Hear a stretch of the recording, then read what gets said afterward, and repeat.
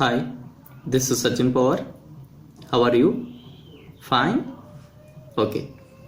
Dear students, we have been learning about the elements of directing, and we know that the elements of directing is broadly categorized or classified into 4 types, and among which in the previous classes we learned the 3 elements, that is supervision, motivation as well as leadership. Then the next one element is that is the communication. Okay, yes, so that is one what the important element of the directing. Why? Because that communication plays the very essential role for the success of a manager. Okay, so if he communicate in the efficient manner, then only he achieve the success in his business activity. Okay, yes, so then if you think about that the knowledge or talent of the manager, that doesn't matter here, or they are immaterial if the manager haven't the good communication. Okay, so that is why we are saying the communication plays the very essential role in the directing. Okay, so ಈ communication ಇನ್ನೊಂದು important element ಎದರದು ಡೈರೆಕ್ಟಿಂಗ್ದು, ಇದು ಬಹಳಷ್ಟು ಪ್ರಮುಖ ಪಾತ್ರವನ್ನು ವಹಿಸುತ್ತೆ. ಇನ್ನು manager ಕಡೆ ಎಷ್ಟು ನಾಲೆಜ್ ಇದೆ, ಎಷ್ಟು ಟ್ಯಾಲೆಂಟ್ ಇದೆ, ದಟ್ ಈಸ್ ಡಸಂಟ್ ಮ್ಯಾಟರ್, ಅದೇನು ಅಷ್ಟೊಂದು ಅವಶ್ಯಕತೆ, that is what the secondary. Yes, so ಇನ್ನು ಆತ ಯಾವ ರೀತಿ ಕಮ್ಯುನಿಕೇಟ್ ಮಾಡ್ತಾನೆ, ದಟ್ ಈಸ್ ಇಂಪಾರ್ಟೆಂಟ್. ದೆನ್ ಆತನ ಕಡೆ ಜಾಸ್ತಿ ನಾಲೆಜ್ ಇದೆ, ಟ್ಯಾಲೆಂಟ್ ಇದೆ, ಆದರೆ ಆತನ ಕಮ್ಯುನಿಕೇಶನ್ ವೀಕ್ ಆಗಿದ್ರೆ that is immaterial ಅಂತ ಹೇಳ್ತೀವಿ. Yes, so that is the main reason the communication is very essential thing. Yes, then before going through that the meaning and essentials of communications, first of all we see the origin of communication. Okay, first of all we see what the origin of communication. Origin of communication, that means what how the word communication is arised or arised. Okay, so ಮೊದಲಿಗೆ ಏನು ನೋಡೋಣ ಅಂದರೆ communication origin ಅನ್ನು ನೋಡೋಣ. ಅಂದರೆ ಆ communication ಎಂಬ ಪದ ಯಾವ ರೀತಿ ರೈಸ್ ಆಯಿತು, ಅಥವಾ ಆ ಪದ ಯಾವ ರೀತಿ ಅದು ಜಾರಿಗೆ ಬಂತು ಅಂತ ನೋಡೋಣ. Yes, see the word communication has been derived from the Latin word communis which means common. Okay, so ಏನ್ ಹೇಳ್ತಾರೆ ಅಂದ್ರೆ the word communication has been derived from the Latin word communis. Okay, so Latin word communis which means common. ಅಂದ್ರೆ communication ಎಂಬ ಶಬ್ದ ಯಾವ ಭಾಷೆಯಿಂದ, Latin ಭಾಷೆಯ ಯಾವ ವರ್ಡ್ ಅಂತ ಕೇಳಿದ್ರೆ, ಯಾವ ಪದ ಅಥವಾ ಯಾವ್ದು ಶಬ್ದ ಅಂತ ಕೇಳಿದ್ರೆ ಕಮ್ಯುನಿಸ್ ಎಂಬ ಪದದಿಂದ ಬಂದಿದೆ. ಇನ್ನು ಕಮ್ಯುನಿಸ್ ಅಂದ್ರೆ ಏನು ಅಂತ ಕೇಳಿದ್ರೆ ಕಾಮನ್. ಓಕೆ, ಸೊ ಕಮ್ಯುನಿಸ್ ಅಂದ್ರೆ ಏನು, ಕಾಮನ್. ಅಂದ್ರೆ ಒಟ್ಟಾರೆಯಾಗಿ ಕಮ್ಯುನಿಕೇಶನ್ ಎಂಬ ಶಬ್ದ ಲ್ಯಾಟಿನ್ ಭಾಷೆಯ ಕಮ್ಯುನಿಸ್ ಎಂಬ ಶಬ್ದದಿಂದ ಬಂದಿದೆ ಅಂತ ಹೇಳ್ತೀವಿ. ಇನ್ನು ಕಮ್ಯುನಿಸ್ ಅಂದ್ರೆ ಎಂತ ಹೇಳ್ತೀವಿ, common. Okay, and for your extra knowledge we can also say that the word communication has been derived from the Latin verb, not word, Latin verb communicare. Latin verb, which one is that, communicare.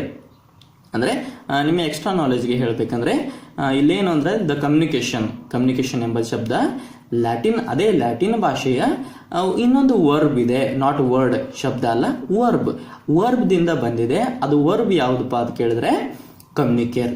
ಇನ್ನು ಕಮ್ಯುನಿಕೇರ್ ಅಂದ್ರೆ ಏನು ಅಂದ್ರೆ make something common. Okay, make something common. Word ಅಂತ ಹೇಳಬೇಕಾದಾಗ ಕಮ್ಯುನೀಸ್ ದಿಂದ ಬಂದಿದೆ, ಕಮ್ಯುನೀಸ್ ಅಂದ್ರೆ common.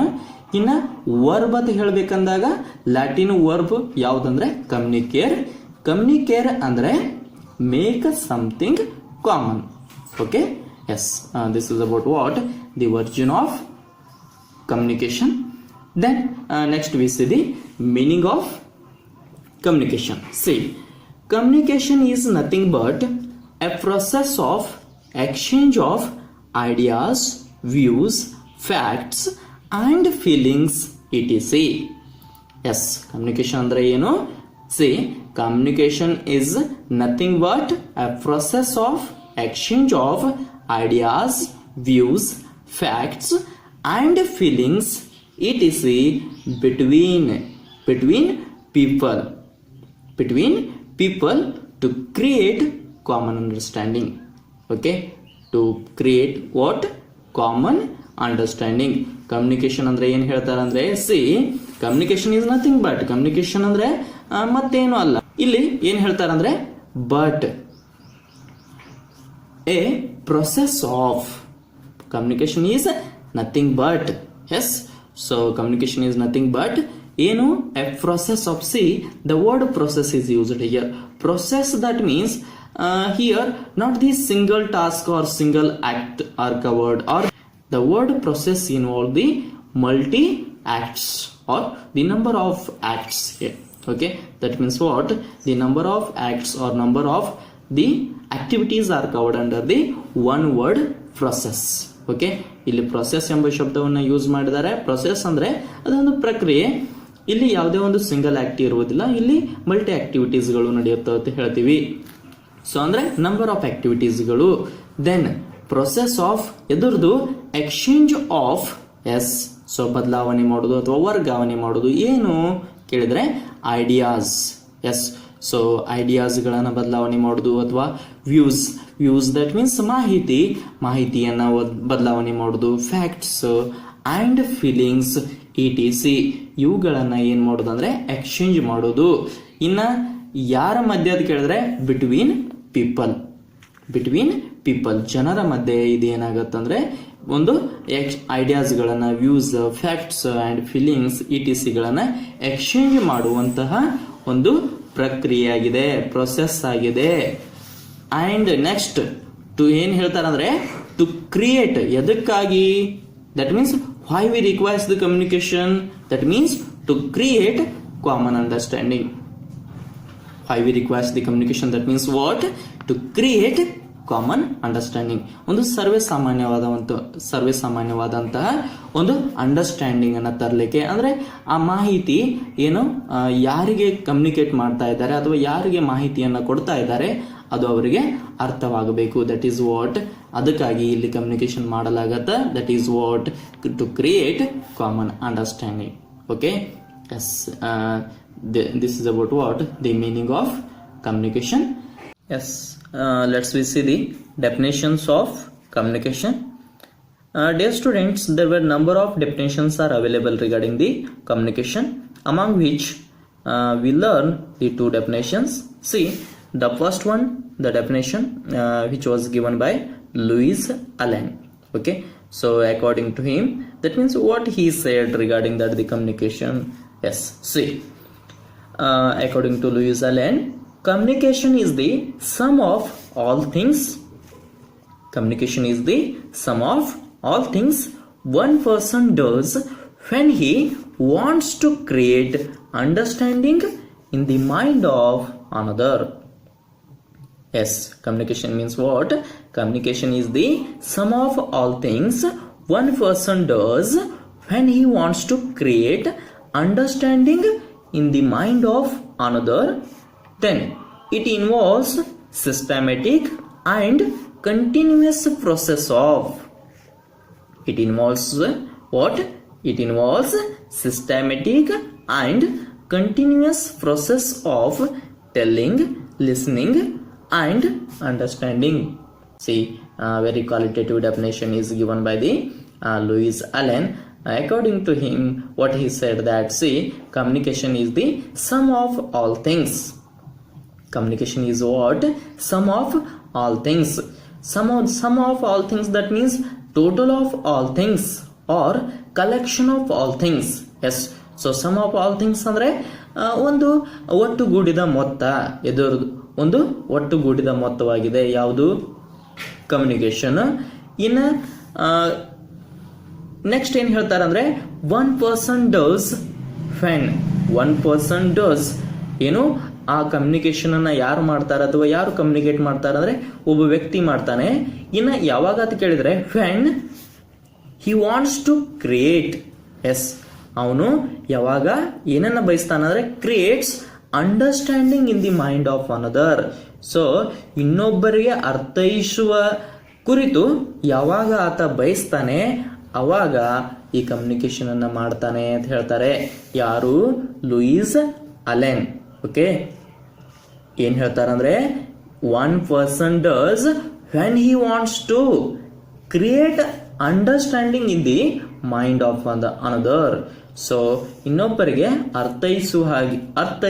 ಅರ್ಥೈಸುವುದಕ್ಕೆ ಯಾವಾಗ ಈತ ಬಯಸ್ತಾನೆ ಅವಾಗ ಈ ಕಮ್ಯುನಿಕೇಶನ್ ಮಾಡ್ತಾನೆ. ಸೊ ಯಾರು ಹೇಳ್ತಾರೆ ಇದನ್ನ? Louis Allen. ಇನ್ ನೆಕ್ಸ್ಟ್ ಮುಂದುವರೆದು ಏನ್ ಹೇಳ್ತಾರೆ ಅಂದ್ರೆ ಇಟ್ ಇನ್ವಾಲ್ವ್ಸ್ ಅಂದ್ರೆ ಇದೇನು ಒಳಗೊಂಡಿರತ್ತ ಅಂತ ಹೇಳ್ಬೇಕಂದ್ರೆ ಸಿಸ್ಟಮ್ಯಾಟಿಕ್, ಕ್ರಮಬದ್ಧವಾದಂತ and continuous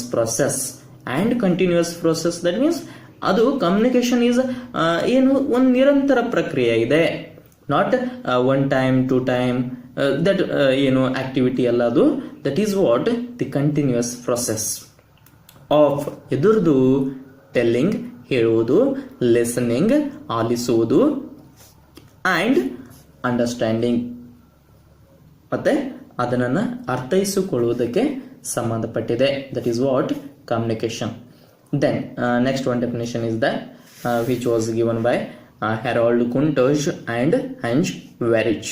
Okay, we'll say that what they said regarding that the communication. See, the communication is transfer of information from the sender to receiver with the information being understood by the receiver. Okay, see. Here also the very qualitative and the very simplest definition is given by Harold Kuntoj and Hans Werich. According to them, see, communication is a transfer of information. Communication is nothing but what? The transfer of information. So communication ಅಂದ್ರೆ ಏನು ಹೇಳ್ತಾರೆ ಅಂದ್ರೆ transfer of information ಅಂದ್ರೆ information ಅನ್ನ ವರ್ಗಾವಣೆ ಮಾಡೋದು ಅಥವಾ transfer ಮಾಡೋದು ಅಥವಾ ಎಕ್ಸ್ಚೇಂಜ್ ಮಾಡೋದು. ಫ್ರಾಮ್ ಯಾರಿಂದ? ಫ್ರಾಮ್ ಅಂತ ಕೇಳಿದ್ರೆ from the sender that means the person who sends the information are the person who send the message. Okay, so ಯಾವ ವ್ಯಕ್ತಿ ಇನ್ಫಾರ್ಮೇಶನ್ ಅನ್ನ ಸೆಂಡ್ ಮಾಡ್ತಾನೆ ಅಥವಾ ಯಾವ ವ್ಯಕ್ತಿ ಒಬ್ಬ ಮಾಹಿತಿಯನ್ನ ಸೆಂಡ್ ಮಾಡ್ತಾನೆ ಅವನನ್ನ ಏನ್ ಕರಿತೀವಿ ನಾವು? ಸೆಂಡರ್ ಅಂತ ಕರಿತೀವಿ. To the receiver. Yes, so ಇನ್ನ ಯಾರಿಗೆ ಅಂತ ಕೇಳಿದ್ರೆ to whom, that means to receiver that means the person who receives the message which already sent by the sender. Okay, so receiver ಅಂದ್ರೆ ಯಾರು ಅಂತ ಕೇಳಿದ್ರೆ ದ ಪರ್ಸನ್ ಅಥವಾ ಒಬ್ಬ ಪರ್ಸನ್ ಇದ್ದಾನೆ, ಆತ ಏನ್ ಮಾಡ್ತಾನಂದ್ರೆ ಮೆಸೇಜ್ ಅನ್ನ ರಿಸೀವ್ ಮಾಡಿಕೊಳ್ತಾನೆ, ಮೆಸೇಜ್ ಅನ್ನ ತೆಗೆದುಕೊಳ್ತಾನೆ ಅಥವಾ ಇನ್ಫಾರ್ಮೇಶನ್ ಅನ್ನ ತೆಗೆದುಕೊಳ್ತಾನೆ. ಯಾವ್ದು ಮೆಸೇಜ್ ಅಂದ್ರೆ ಆಲ್ರೆಡಿ ಯಾರು ಸೆಂಡ್ ಮಾಡಿರ್ತಾರೆ? ಸೆಂಡರ್ ಸೆಂಡ್ ಮಾಡಿದಂಥದ್ದು. The next with the information. Yes, and with the next ಏನ್ ಹೇಳ್ತಾರೆ ಅಂದ್ರೆ with the information being understood by the receiver. Yes, so then ಏನು ಇಲ್ಲಿ ಹೇಳ್ಬೇಕಂದ್ರೆ ಸೆಂಡರ್ ಇನ್ಫಾರ್ಮೇಶನ್ ಸೆಂಡ್ ಮಾಡ್ತಾನೆ, ರಿಸೀವರ್ ಅದನ್ನ ರಿಸೀವ್ ಮಾಡಿಕೊಳ್ತಾನೆ. That is not fulfil the total meaning of communication. Next ಏನ್ ಹೇಳ್ತಾರೆ ಅಂದ್ರೆ with the information being understood by the receiver, then only we call that the communication. Okay, so ಇಲ್ಲಿ send ಮಾಡಿದಂತ information receiver ಏನು receive ಮಾಡಿಕೊಳ್ತಾನೆ ನಿಜ, ಆದ್ರೆ ಆ receive ಮಾಡಿಕೊಂಡಂತ information ಅದು ಯಾರಿಗೆ ಅಂಡರ್ಸ್ಟುಡ್ ಆಗಬೇಕು ಅಂತ ಕೇಳಿದ್ರೆ ರಿಸೀವರ್ನಿಗೆ ಅದು ಅರ್ಥವಾಗಬೇಕು. Then only that process that the act is called the communication. ಅದನ್ನ ನಾವೇನ್ ಕರಿತೀವಿ? ಕಮ್ಯುನಿಕೇಶನ್ ಅಂತ ಕರಿತೀವಿ. Yes, that is what the very qualitative and the simplest definition was given by Harold Kuntoj and Hans Werich. Okay, yes. Then if you have any doubts regarding this, please comment on the same. I will clarify that. Okay, thank you.